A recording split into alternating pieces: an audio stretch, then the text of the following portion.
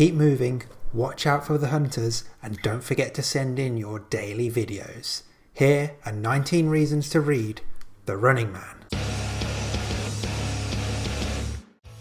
Hi everyone and welcome back to my channel. I'm Dave Musson at Dave Musson on Instagram, and I'm here to continue our walk through the bibliography of Stephen King.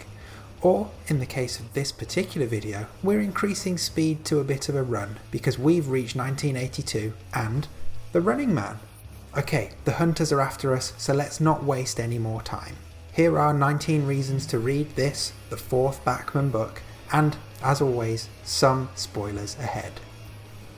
Minus 19 and counting.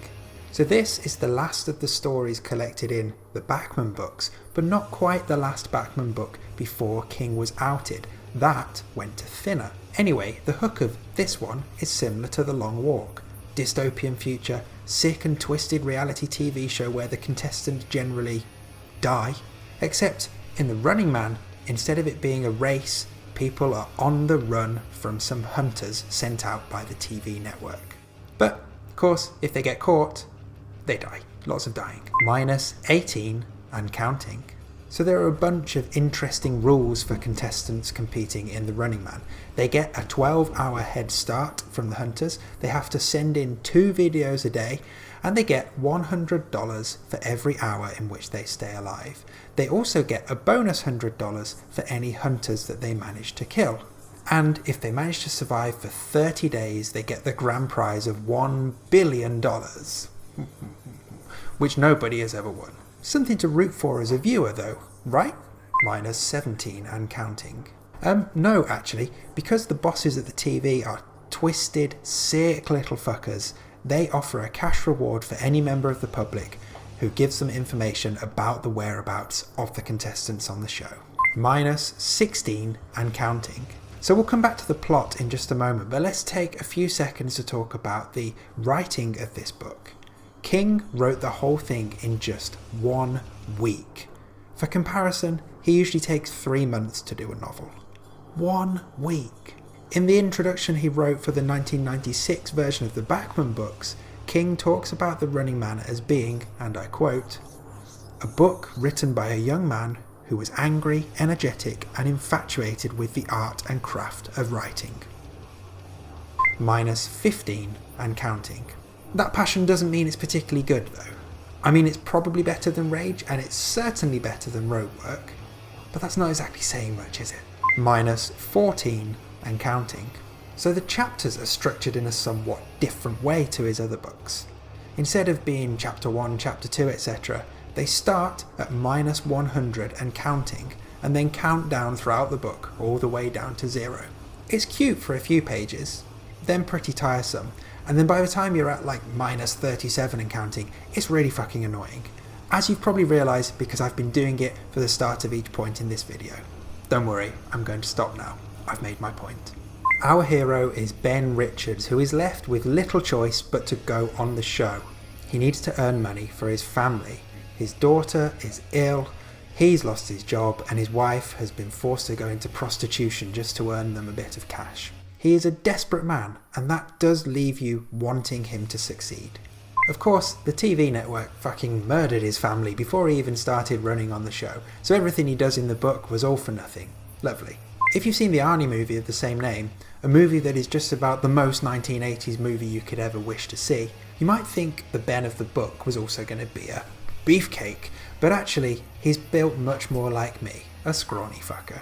The Ben of the book is also severely lacking in the quips department when it comes to comparing him to Arnie. That's not just Sub-Zero, it's plain zero. So the best bits of the book are the standoffs between Ben and the hunters, and Ben manages to bag a few of them and earn some extra cash for his dead family. I mean, I say they're the best bits. Maybe they're the least worst bits. Friends, The Running Man, it ain't great. Which I suppose isn't that good a reason for you to go and read it. Fuck it.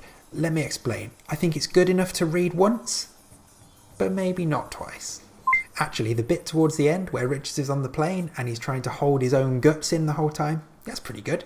So I always find it interesting reading the old Bachman books, trying to work out if there are any signs that might have given away who was really writing it, which is difficult to do when you already know the story. Now in The Running Man, it does feel like there is something. Richards takes control of the plane and takes off from an airport. Derry Airport, to be precise. And as far as I'm aware, this book is the first mention of Derry. So it would have been really fascinating to see what would have happened had Bachman not been outed by the time King had got to It, which of course was set in Derry. What would have happened then? We'll never know. So although people are incentivized to rag on our man Ben, he does build up a couple of allies along the way.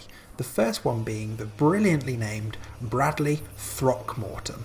Now Bradley gives him postage stamps with weird locations on to try and throw off the hunters, and when things get hot, takes him to a safe house owned by his friend. Sadly, Bradley's friend's mum drops Richards in it, for fuck's sake. So Ben's second and last friend is Amelia Williams, who he carjacks and then takes hostage. You know, actually calling Amelia his friend is probably stretching it a bit, but hey, at least she doesn't die. The villain of the piece is Damien Killian, the executive producer of The Running Man. He's a really nasty, slimy piece of shit who just revels in telling Ben that his family are already dead. You really do want to punch him in the face, or fly a plane into his office while he's standing in it, which is what Richards does. Tomato, tomato.